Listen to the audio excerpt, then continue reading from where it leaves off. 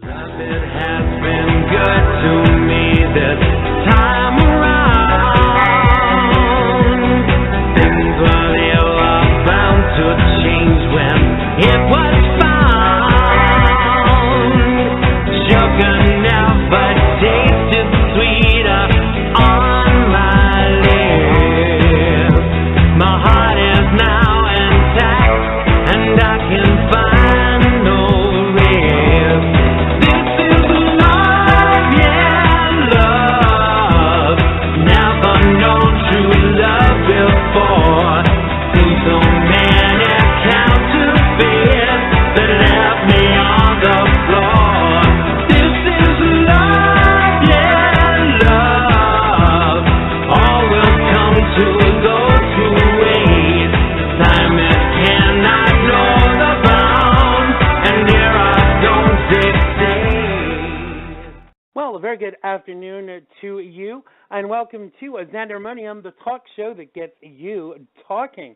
I'm Xander Gibb, and coming up on today's Halloween show, Tony Losacco and I take a look at hot topics, a phone-in on what scares you, and in part two, a nice cup of tea to calm us down as Jeffrey McIntosh from Tbook.co and I talk tea. More to come in a mere moment. You can interact with us during the show, as per usual, in the chat room at the bottom of the show page. Keep scrolling down. Now, if it's not letting you join in, that's because you have to join Blog Talk with Facebook or Twitter in order to be able to get in on the conversation, and you can do that very simply with one click. You can call us on 347-884-9061. That's 347-884-9061. To call us on this subject or absolutely anything you want to get off your chest, or on Twitter, you can tweet us. My Twitter handle is at Xander Gibb, XanderGibb, capital X, capital G. Tony's Twitter handle is a FULLSTORY.JEFF, FULLSTORY 2014, and Jeff from Tbook.com, his Twitter handle is McIntosh T. I'll spell it for you. McIntoshTA, all lowercase.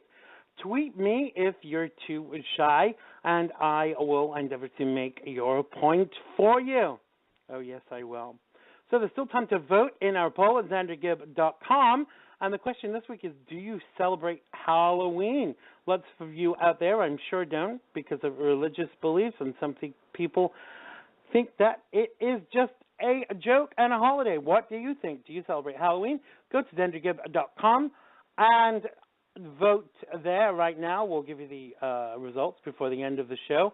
Or you can give us a call on this subject or absolutely anything on 347-884-9061. That's 347-884-9061.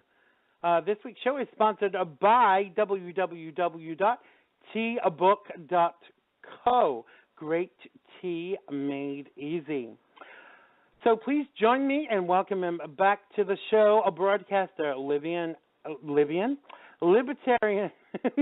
and a free thinker, direct from the full story. It is Mr. Tony Losacco. Hi, Tony. Welcome back. Did you know you were Libyan? No, I did not. That must be a new political party or something. Libyan. Yes. I don't know. I certainly don't know where that came from, but welcome back to the show. You've had a lot going on of late, haven't you? Aside of Kiko cooking you fabulous stuffed peppers with cheese, you've also just had a big educational milestone. Do you want to tell people what that is, or?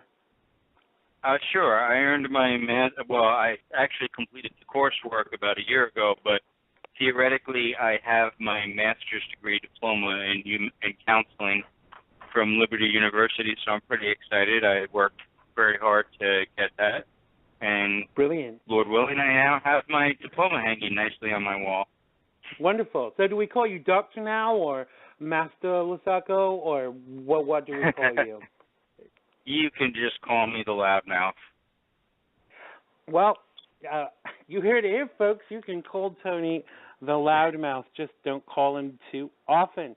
So before we get into some hot topics, it's Halloween today, Tony. Do you celebrate it?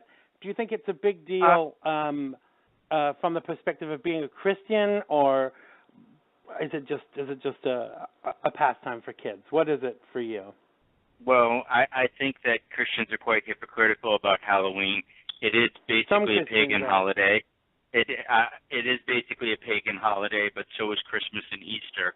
And you can't have presents and Christmas trees and then scream about Halloween being demonic. It's a hypocrisy, because all our holidays, which are very much secular in nature, are based on pagan holidays. It's fact. The church undid pagan holidays and just gave a Christian name to them, basically.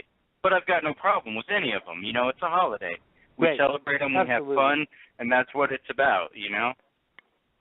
I certainly, growing up, knew lots of Christian families that didn't celebrate it because they thought it was of the devil and all of these kind of things. But I tend to think it's pretty harmless. You know, a lot of people have got issues about yoga and stuff too. So if you don't like it, don't celebrate it.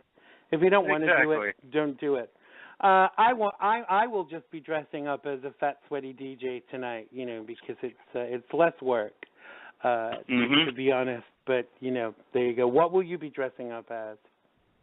Oh, I'm not dressing up for Halloween. I think my You're face not? by itself is scary enough. Yep. Well, you said that, but what is? I bet Kiko is dressing up, isn't he? What's he dressing up as? Well, what I tell him to. No, I'm kidding. Those are private questions, Xander. That's for another show. So, Tony, what have you brought for us this week? Because I know my topic kind of like feeds into yours. So let's start with you and your story for us this week. Well, okay. Do you want my original story or the one that ties into yours? Big difference there.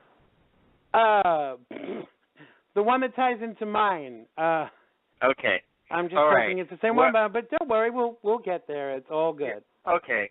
Well, you know, everybody I'm sure that listens to the news is aware of the police officer who was fired for grabbing the girl out of her desk and everything. Now, I've watched the videos. Okay. People, I understand where they're coming from when they say, "Oh, don't judge by a video because what happened before and after, etc." That's very true normally. Okay. But sometimes black and white speaks for black and white. You know, it is what it is. I mean, it was an excessive use of force.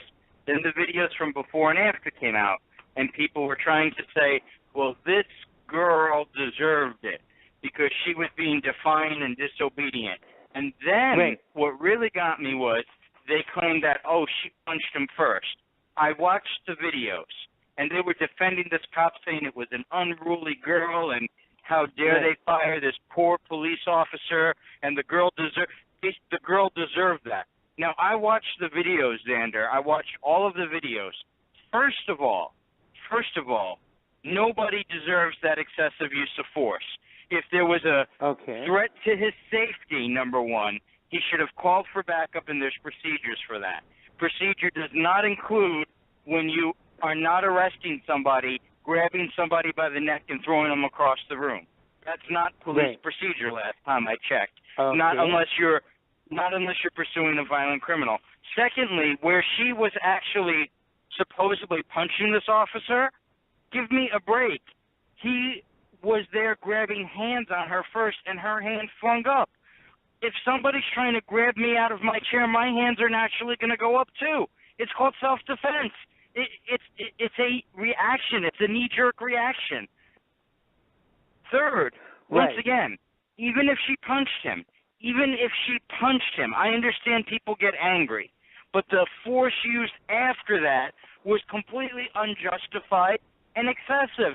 There is no reason for this. And last time I checked, I don't care if she cursed at the teacher, cursed at the cop, a disruptive girl does not warrant a takedown by the neck being thrown across the room and tackled. And I don't understand how people are justifying. No, it makes me angry that anybody is trying to justify this.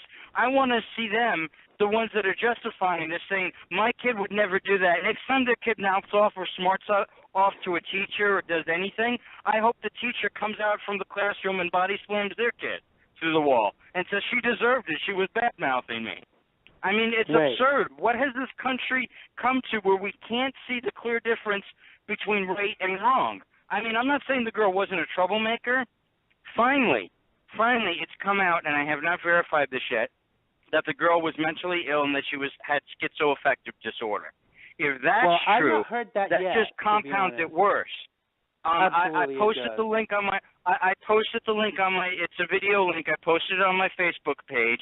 Okay, and the person is saying he spoke with the family and that the girl is schizoaffective and that she's on medications for her disorder. So if he treated a mentally ill child like this, oh my gosh. Well, there are so many facets to this for me. We're going to take some calls on this issue in a minute, but there are so many issues for this for me. Number one, why did the teacher call the cop in? And why was the teacher not able to maintain discipline in their classroom? But the second part of this for me is why did the kid refuse to do what she was told? And thirdly, why did the police officer then not tell? Why did the teacher not tell the police officer that the child had mental health issues?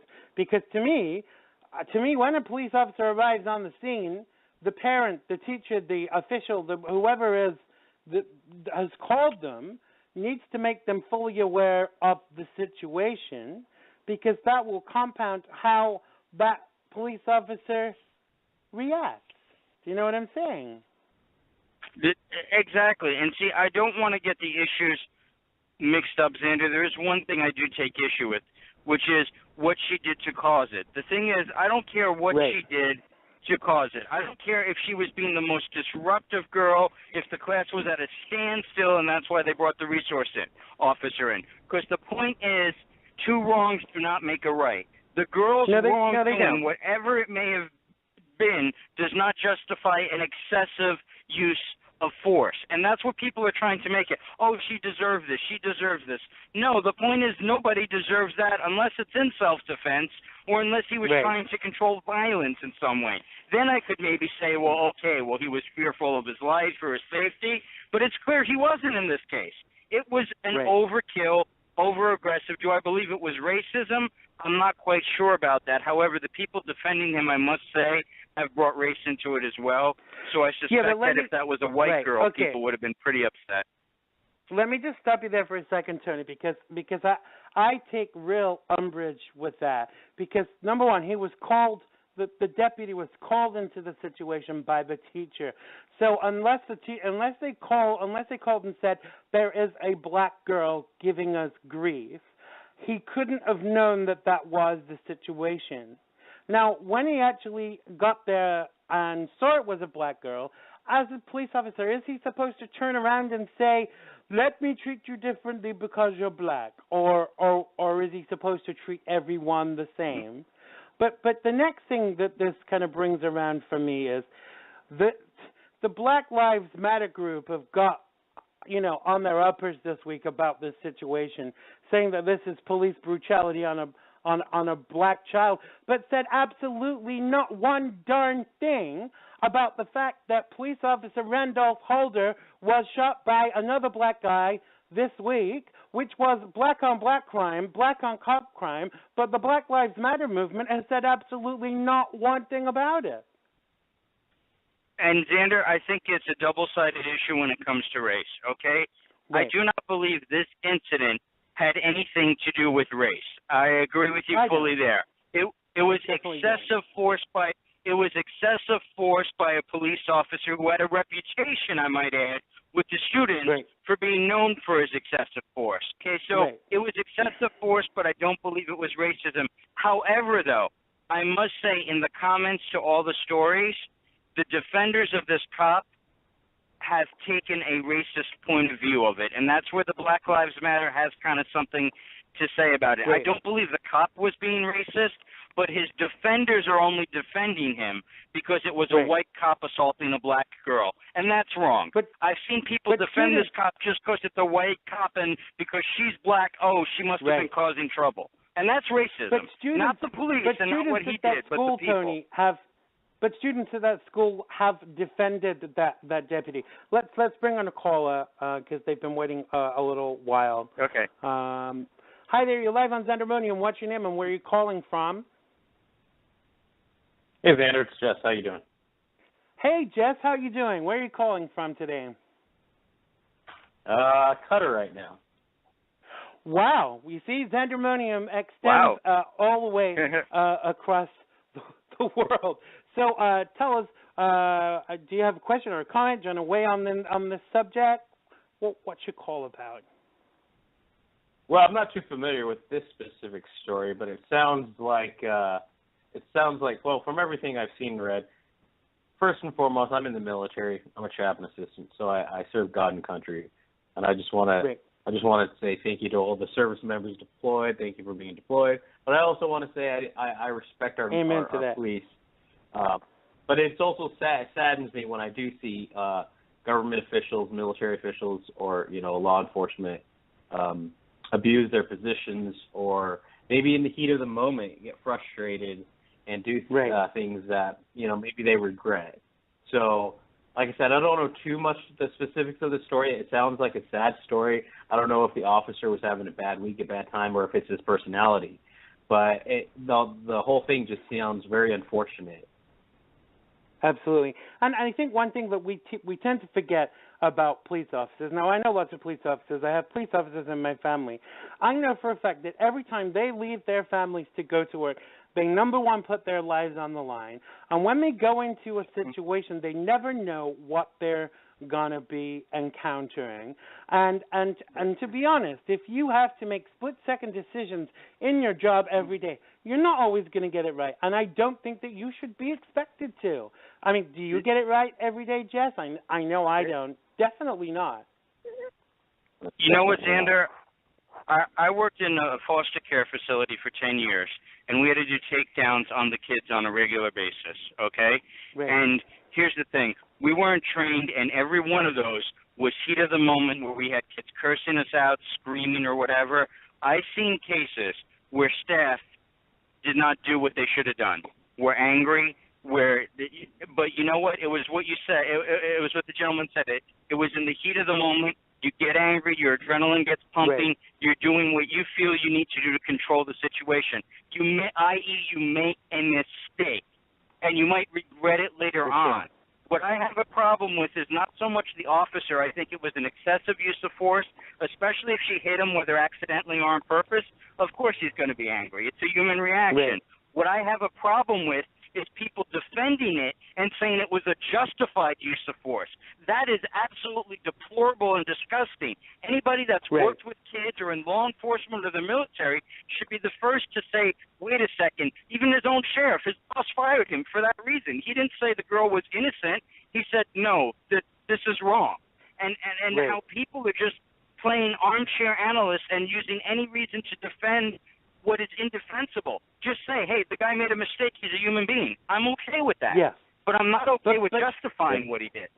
No, but you know what the biggest problem with all of this is for me, as I highlighted earlier on in the segment, is that some people have used this as a method of division and have used it as a white on black situation, and that kind of bothers me because what that does for me is shows me that our community that is already very split on lots of issues, people want to split us even further because there is an ideology that while we're split and fighting amongst ourselves, we're not actually seeing what's going on around us. We're not seeing the changes that are being made and the rights that are being stolen from us while we're fighting amongst ourselves. And that's not, I'm not a conspiracy theorist in any way, shape, or form, but I do think that we all have a responsibility as citizen journalists to say what we feel and to get out there on social media and tell people what we think, because if we don't, we actually become part of the problem, I think.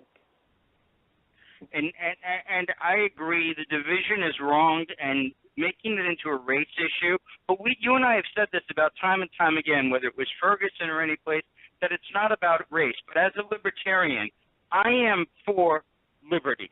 I am for freedom and individual rights. It was a gross violation of her individual rights.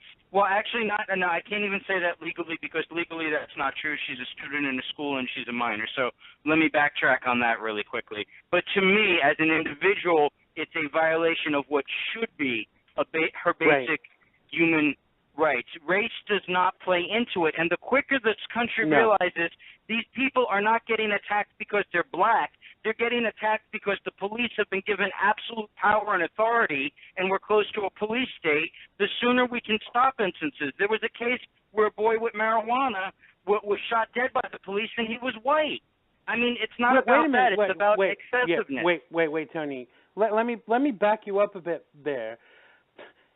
They were called in. They didn't just turn up and say, "Hey, let's interfere and do this." They were called to that situation. And here's the thing. Yes, police officers get it wrong.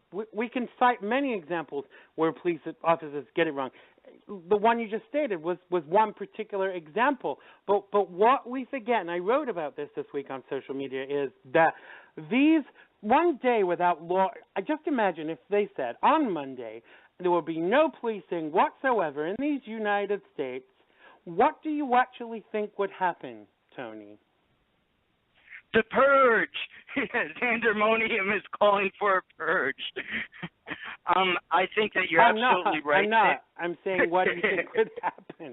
I think we would have chaos. You know something? I'd like to jump in with a different topic, and I don't want to go into detail on it. Perhaps, and I will be writing about this in the future, perhaps it's time. Our educational system was created in the 1800s during the Industrial Revolution.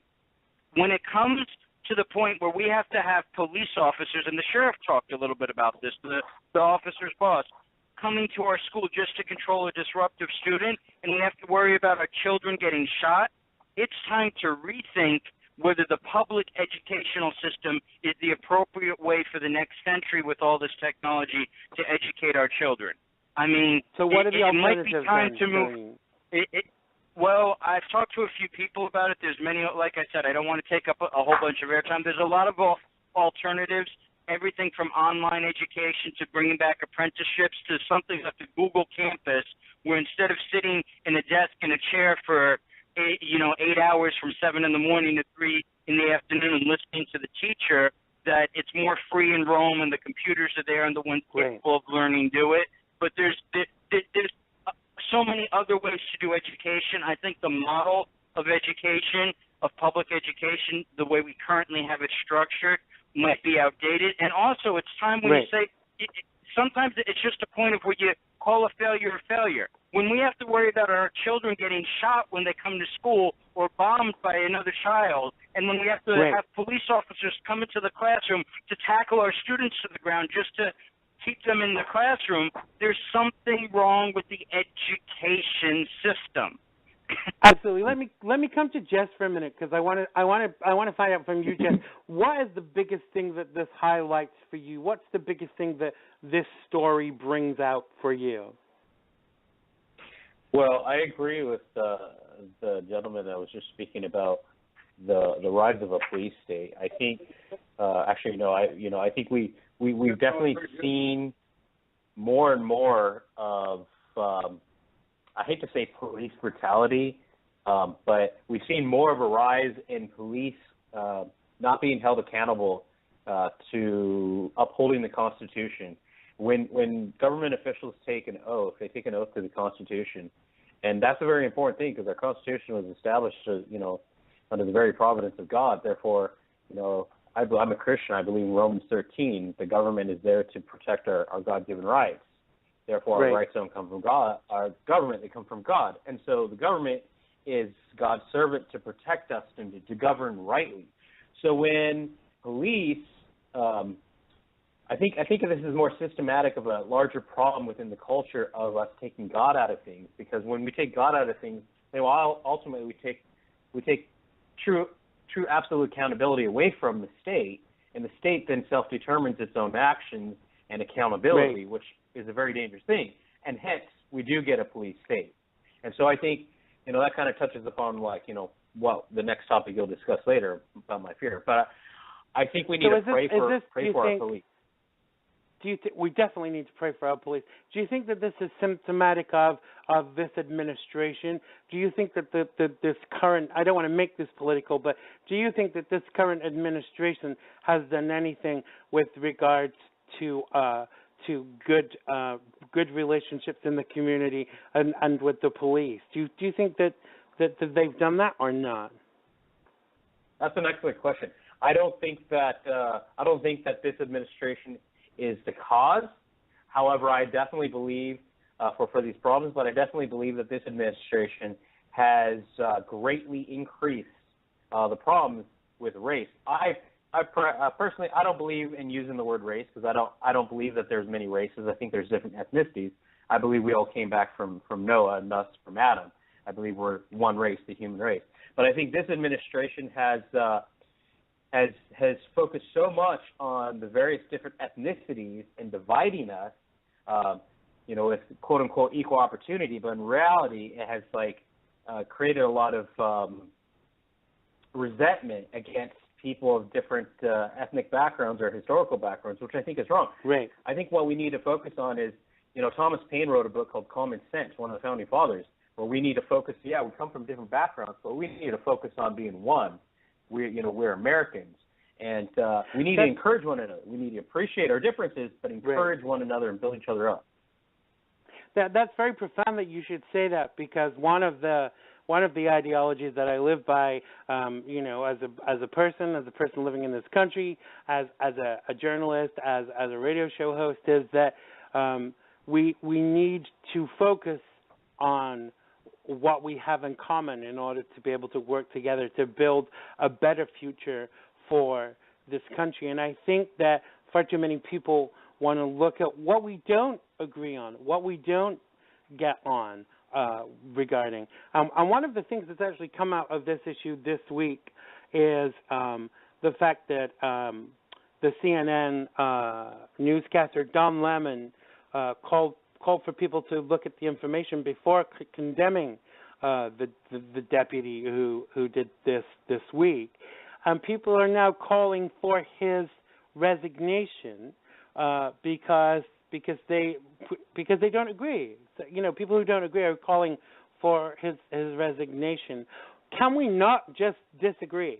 Does everybody have to have the same opinion in these United States, or does freedom of speech allow us to have a different opinion without people calling for us to be fired and for us to be boycotted, et cetera, et cetera? Let me come to you, Tony. What do you think about that? Tony? Can you repeat that, Xander? I lost you for a minute. You broke up. Xander, I said, can you hear me? What do you... Yes, I can hear you. I said, what do you think about that?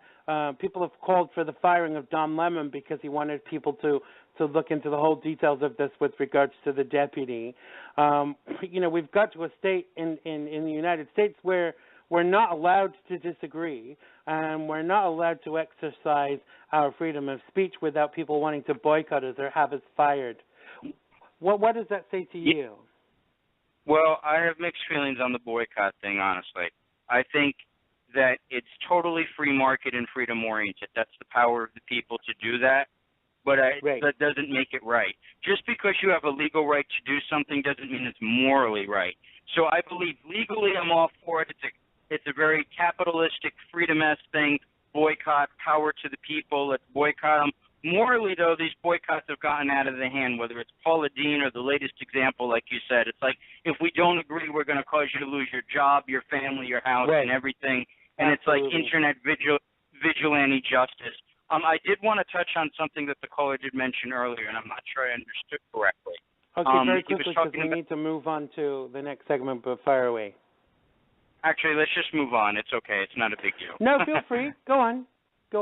I do want to state that as far as, I think we need to distinguish between, because God was mentioned and God in this country and things.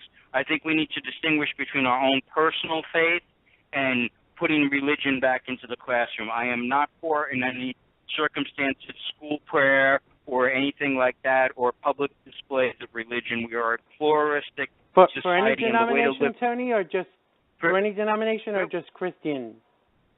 Well, let's put it this way. The Satanists, there was a story in the news today that the Satanists are demanding at a football game a public invocation because the pastor or the coach was praying before services. And they're going to get it, apparently. Well, you know what? I support the Satanists, I hate to say it. Because if a Christian can do it, that means the Satanists can do it. So I kind of have to, yeah. I do believe that religion should be kept out of it. What good for one is good for another. But I'm gonna bring this to a halt there because we do need to move on to the next segment. Thanks so much for calling in today, Jess. I hope you enjoy the rest of the show, and I hope you'll call us again sometime. Thank you. Bye. Thanks a lot. Bye-bye. So the next thing that we're gonna go on to is our phone in. Our number is 347-884-9061. That's 347-884-9061. On the topic of what scares you most. Do you jump 10 feet in the air at the sight of a spider or a mouse, or do you work up a sweat at the thought of getting on an airplane? Fears and phobias affect lots of us. About 19.2 million American adults ages 18 and over, or some 8.7% of us in a given year have some type of specific phobia or extreme fear. Now, here is some of the worst. This is the top 10. Number 10, thunder and lightning. Number 9, dogs. Dogs, think that. Number 8, mice. Yep, I can definitely concur with that. Mice, not the computer variety. Number 7, enclosed spaces. Number 6, spiders and insects. Number 5, flying. Number 4, snakes. So I think that would make 4A, snakes on a plane. Number 3, going to the dentist. Number 2, and this is one I can really concur with, heights. I can't even see it on the TV without having to cling onto the sofa for fear of falling. Guess what the number 1 fear is, Tony? What would you say it was? Clowns. No, didn't even get into the top 10. The really? Number 1 wow, because I know a lot of people that are afraid of clowns. Yeah. There are a lot of them in Washington as we speak. Public speakers, I was talking about, because that's the number 1 fear. Public speaking is the number 1 in the top 10 fears. Call us and let us know what your fear is. 347-884-9061. That's 347-884-9061. Now, I can be honest and say that I have a couple of fears. I alluded to them there. Definitely have a fear of heights. Obviously, I don't have a fear of public speaking.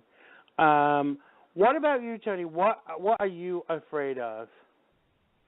I have some quirky phobias. I'm afraid of interstates. I'm afraid of bridges, and I am so petrified of flying. Wow.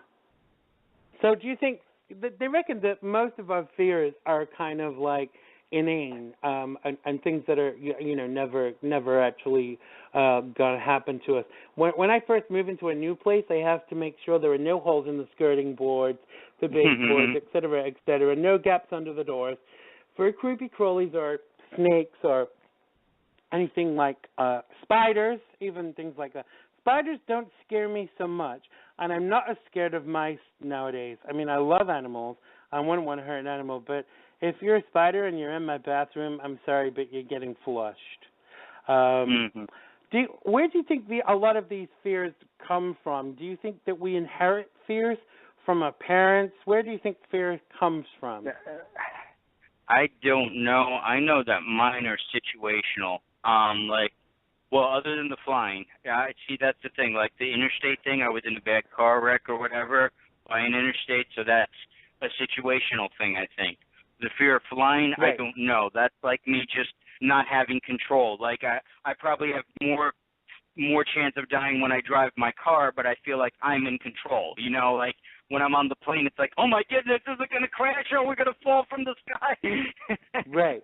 But they say statistically, flying is the best way to travel. not the best way, the safest way. Yes. But I have to admit, I haven't flown for a while. But when I fly internationally, I really do have to I pray, and I'm not ashamed to say that. I'm like, Lord, please let me get from A to B without this darn plane crashing. But I think most of our fears are not what's the word? They're not realistic. And I think that we tend to have fears for absolutely no reason at all. But some people's fears are so gripping. I can't remember what it's called, but some people have a fear of small people. You know, like what's the politically correct terminology now? I can't even think what the correct terminology is. But short people have a fear of that. As you said, people have a fear of clowns. I don't know what that's about. I mean, I know some clowns look really scary, but I don't know where the fear of clown comes from. But do you think people are more scared during, times like this at Halloween? I mean, I don't intend on sitting and watching scary movies tonight. I mean, I might with a couple of beers. But to be honest, it's not what I'm planning on. Do you think that this time of year heightens that for people or not? I don't think it heightens any fear, honestly. I think Halloween's more of a fun event, and I don't think too many people actually get scared of it, honestly. You know, it's almost become a fun thing. Not become it. I mean, it always has been. Some people are easily spooked, and they'll go into any scary movie and, almost die of a heart attack. Yeah, what is that? I really what don't is that think all about? I don't know. Personally, Go on. Go ahead, Xander. I was going to say, I'd love to find a movie that scared me as an adult. I can't think of one thing that scared me as an adult. I don't know if you watch The Walking Dead on Sundays, but I watch that. That doesn't scare me, but it is particularly graphic. But I think that's more to do with how good the special effects are than anything else. No, but it's funny. I got really confused last night. Kiko put on the on-demand movie Insidious, right? And I thought it was a political show. I thought they were talking about Congress for a minute with the title Insidious. Yeah, I know. Lots of people thought that the recent Republican convention was an episode of The Walking Dead, but I assure you it wasn't. Okay. But it's funny. A couple of weeks ago, I was watching the Democratic convention. Well, I thought I was watching the Muppet Show for 20 minutes before I realized the Muppet movie wasn't the Democratic convention. And no, I'm not going to tell you which Muppet I would liken each candidate to. But if we were going to do it about the Republicans, let's do some friendly fire for a second. Which Muppet do you think Donald Trump would be? Which Muppet would Donald Trump be? Oh my gosh! Yeah. I know. I was gonna say a mix of Miss Piggy and Kermit, but no. What were the dudes' names that always sat on the top of the balcony and always criticized everybody? Oh yes. I was gonna say Ralph Bellamy, but no, it's not him. I know who you mean, but I would have said more Animal. He's kind of more like Animal. More Animal. Yeah. You should do a viewer poll. You should do a viewer poll on this, Xander. You should poll your audience. What Muppet does Donald Trump most resemble? Yes. Mind you, Animal had good hair, so it definitely couldn't be. Donald Trump, unfortunately. But here's the other thing about inane fears. For some people, they're actually so compounding. Agoraphobics, can't leave the house. But some fears become almost kind of life-changing. Do you think that that's because they haven't sought treatment, or do you think it's kind of indicative of other issues in their life? Well, one of the big concepts with mental illness is actually it doesn't become defined as mental illness until it causes a significant loss in functioning of your daily activities, until it's affecting you. Like you could be stressed out, but that's not a mental illness.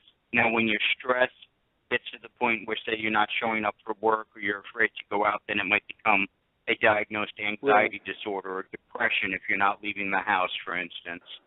So that's one thing to keep in mind.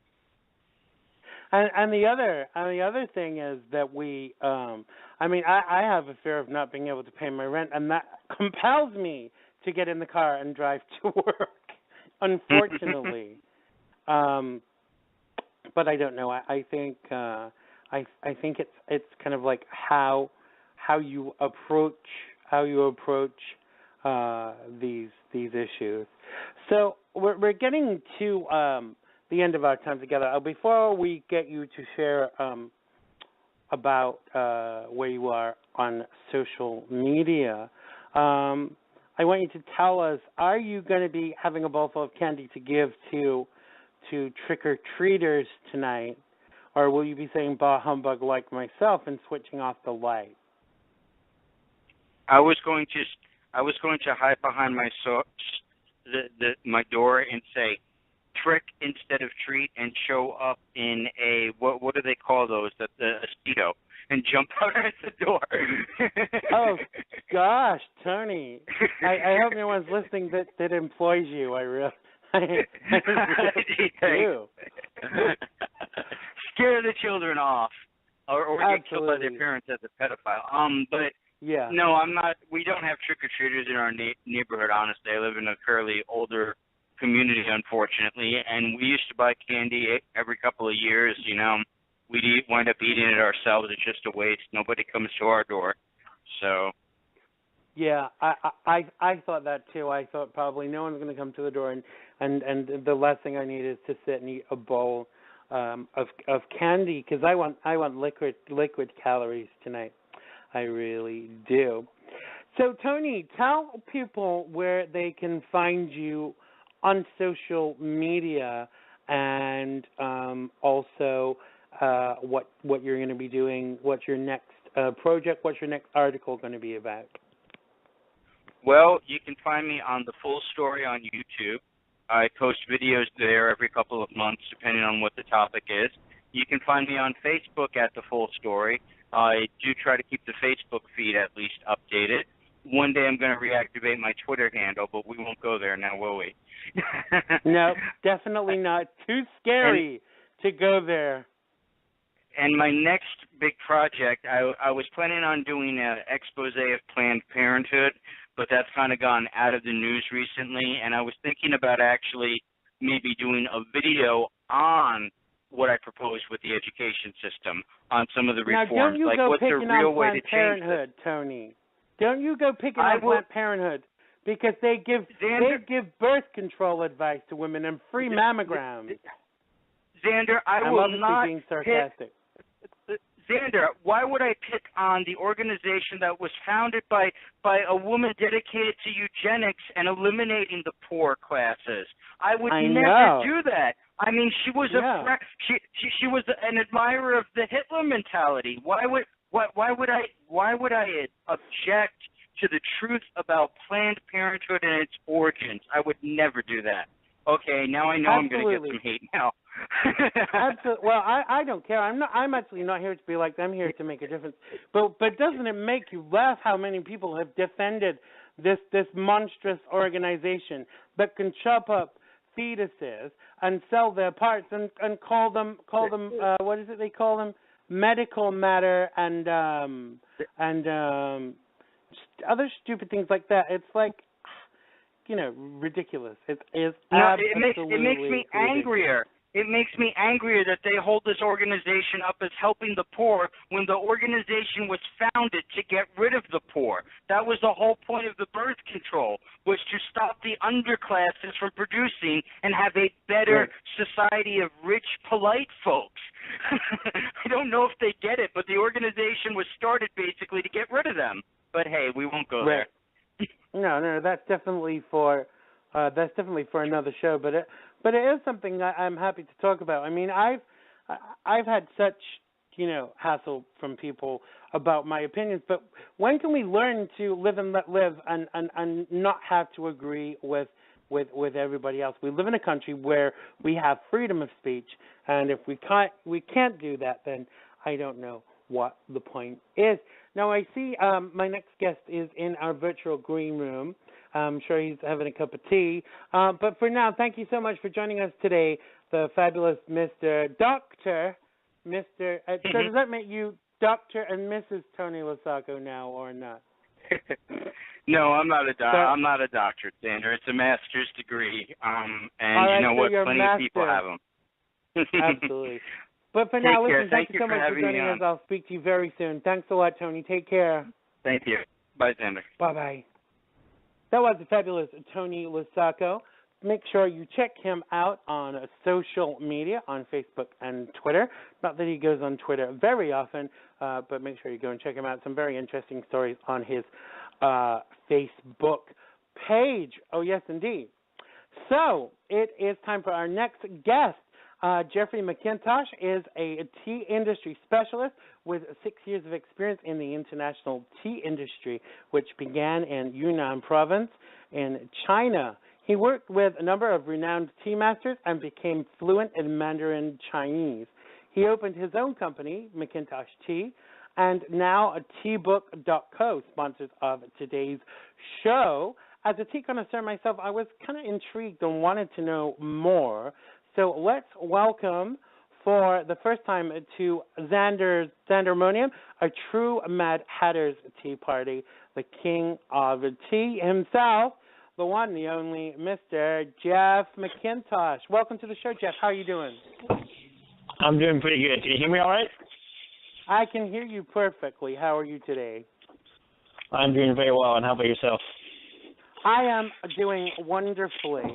So the first thing I got to ask you is, where do you think our love of tea comes from, given that we drink over 80 billion servings of it in the U.S. every year? Well, I think there's a lot of different people that drink tea for a lot of reasons. It's really exciting to see in recent years that loose leaf tea in particular has had a tremendous growth. It's growing by 25% a year. And I think that a lot of Americans are looking for the alternative beverage to like soda and coffee, and they want a healthy alternative. And I think that's where really the desire for loose leaf tea is coming from. Yes, because tea bags are actually seen as kind of like, the poor relatives now, and there is a real resurgence of making tea from leaves. Now, I want to kind of start off a little bit and talk about Tbook, because I was intrigued to see it. What do you tell people what you do and how the idea came about? Sure. I guess I can start with a short story about myself. So about 8 years ago, when I first encountered tea, I was double majoring in college, and I was an executive chef in downtown Seattle. And I guess you could say I led a rather self-destructive lifestyle. And I went down to Seattle Chinatown for the first time, and this woman offered me a cup of loose leaf tea. And it wasn't just a tea bag or anything. It was a high mountain oolong that was hand-picked. And when I sat there and I drank that tea, and for the first time in a long while, a huge weight was lifted from my shoulders. And I realized that's where I wanted to be for the rest of my life.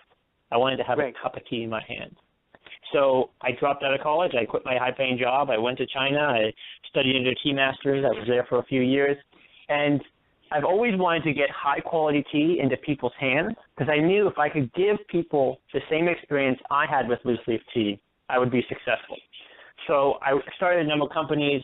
I became an expert in tea cultivations in all aspects surrounding loose leaf tea, cultivation, harvesting, processing, packaging, drinking, preparation. And then Tbook was a relatively new idea in May. And we wanted to make tea. We wanted to get clean tea to people. We wanted to make it affordable. And we wanted to make it taste good. And we wanted to make it really easy. And that's what Tbook does. And every single month, we have 36 partners in 7 provinces. We work closely with the farms. We get fresh, picked loose leaf tea. We pre-package it, so you don't have to worry about how much tea am I using, how long do I steep it. You just open a pre-packet of loose leaf tea, And every tea book we give you, the first one we actually give you a free double wall glass tea tumbler with a filter. So all you have to do is open that packet, put it in your glass cup, and you're ready to go, and you can drink great tea wherever you go. I definitely like the look of that whole package with the glass and everything. It's thanks. It's kind of like tea connoisseurs out there would have been salivating at that. And when I saw this on Facebook, I was like, I want that. I want one of those. Well, I'm going to send you a tea book then. Fabulous. I look forward to that. I want to, you talked about a little bit about the kind of the benefits of tea. Now, one of the things for tea with me is that tea does really calm me down. And my mom is British, and the British answer to every dilemma is tea. What do you think? It's true. My uncle just said, let's make you a cup of tea. That really is my mom's response to everything. What do you think are the benefits of drinking tea? Well, I think the biggest benefits is, if I want to be really broad speaking, because you have to be kind of careful, but it's one, right. I think when you drink a cup of tea, it brings clarity to your mind. Right. And it's really important. It also helps facilitate great conversation.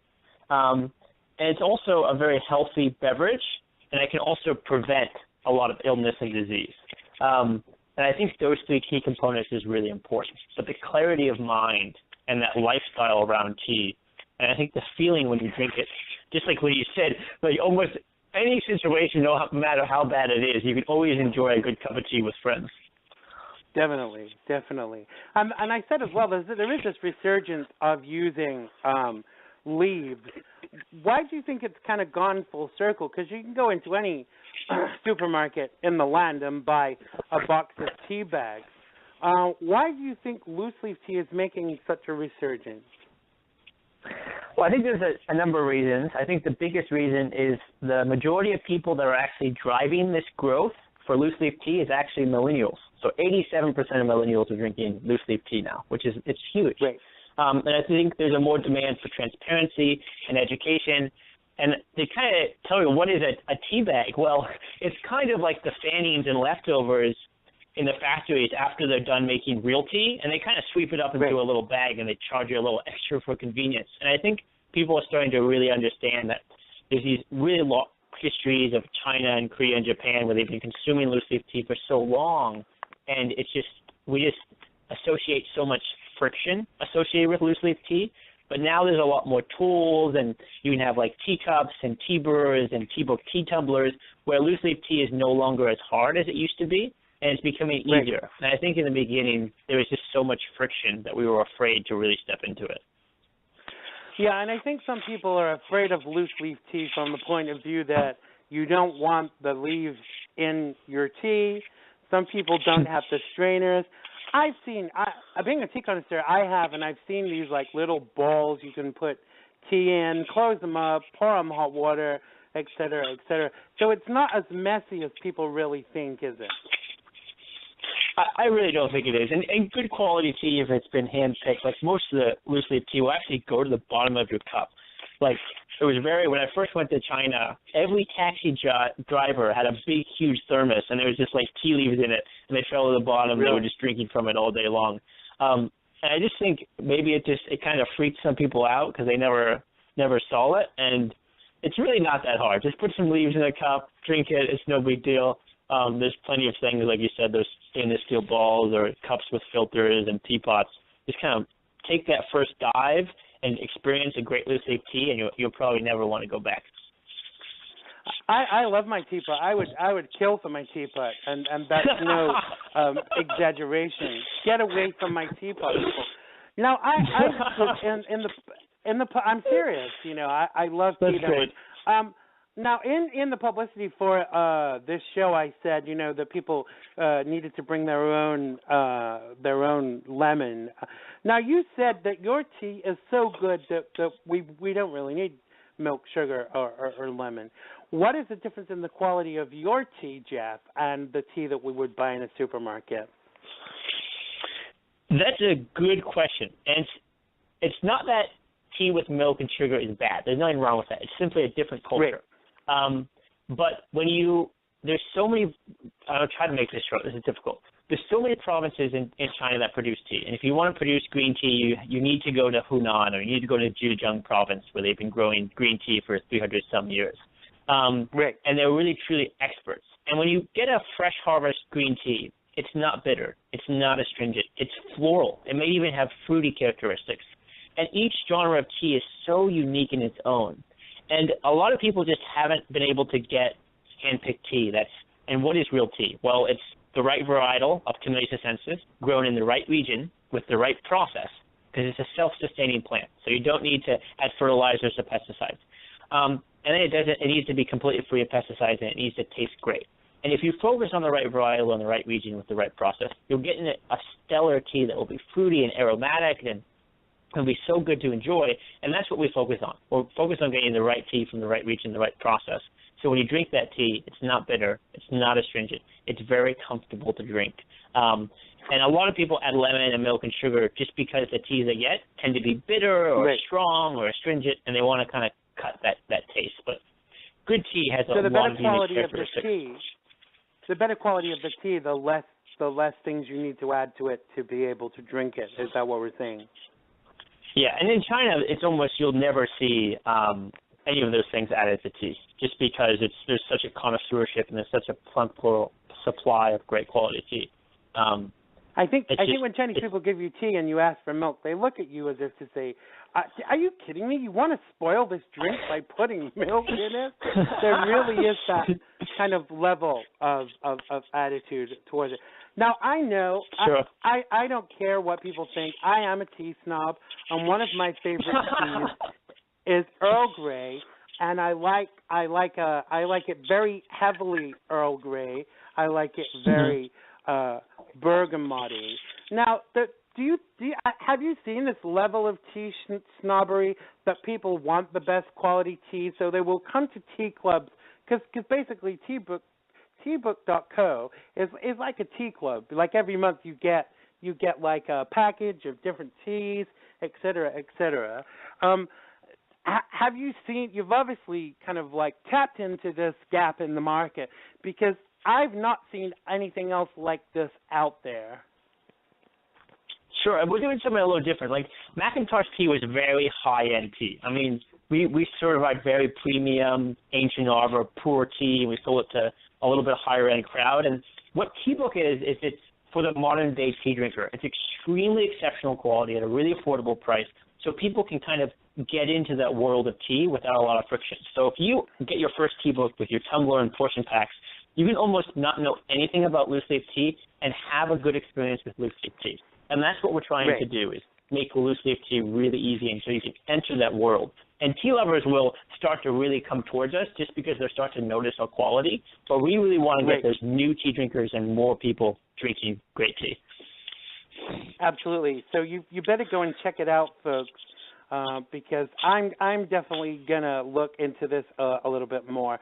Now, one thing, Jeff, we get everyone that comes onto the show to do is to do our quick fire questions round. It's just a little bit of fun.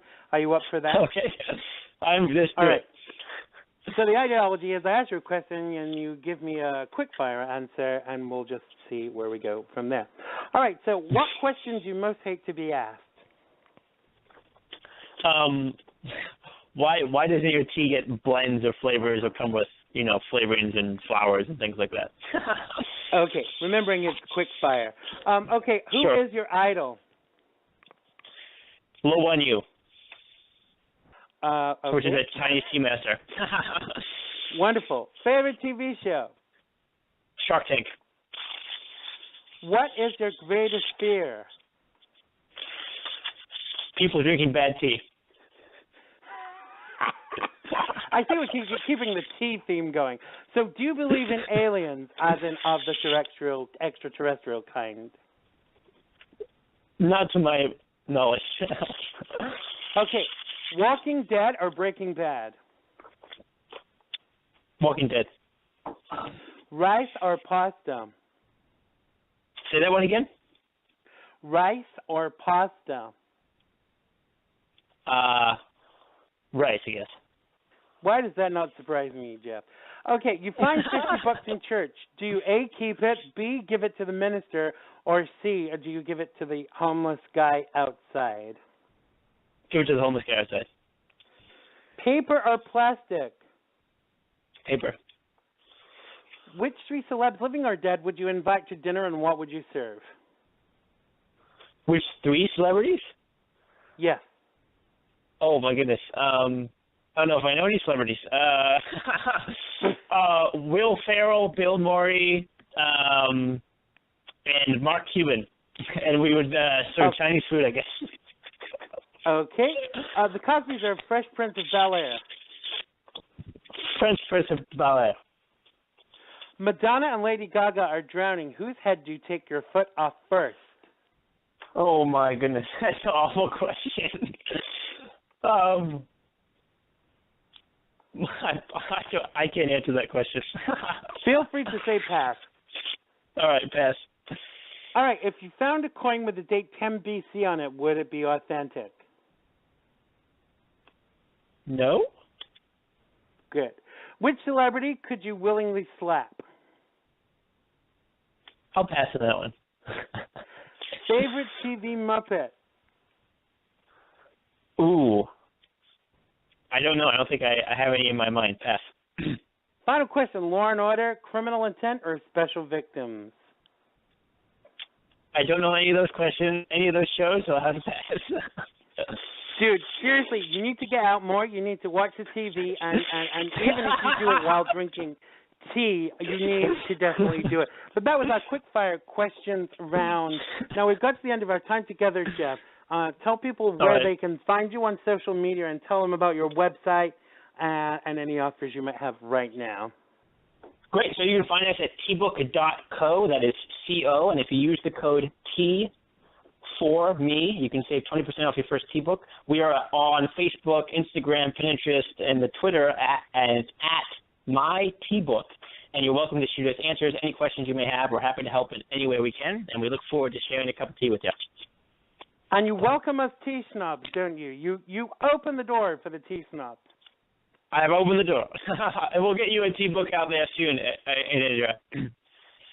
Thank you so much. And thanks for joining us today, Jeff. Make sure you check out tbook.co. The information is on xandergibb.com/radio. You can see all the links there, and we've tweeted them out today as well, and we'll tweet them after the show. But for now, Jeff, the King of Tea, thanks so much for joining us, and have a fabulous and spooky Halloween. All right, thanks for having me. Have a great time. Bye. You too. Thanks a lot. Take care. Bye-bye. That was Jeff McIntosh, founder of Tbook.co. Make sure you go and check him out and check out the fabulous deals on wonderful tea that he has. That's the end of the show for another week. Thanks to Tony Losacco for co-hosting. Thanks to Jess Romero for calling in and giving us his perspectives on our topics of discussion today. Thanks to Jeff McIntosh from tbook.co. Don't forget to check out episode 2.3 of my TV show, Xandermonium. Got the wrong teeth in tonight. Fridays on Channel 192 on Charter at 7:30. Now, we're doing something very different with that show. You can watch it on simulcast on xandergibb.com. So that's Fridays at 7:30 on Charter 192 or on simulcast on xandergibb.com. Make sure you have a very safe Halloween and don't get scared out there. And if you do, go and have a cup of tea. Go and see Jeff at tbook.co. Thanks for joining us, and I love you all. Have a great weekend. Bye-bye. Life, it has been good to me this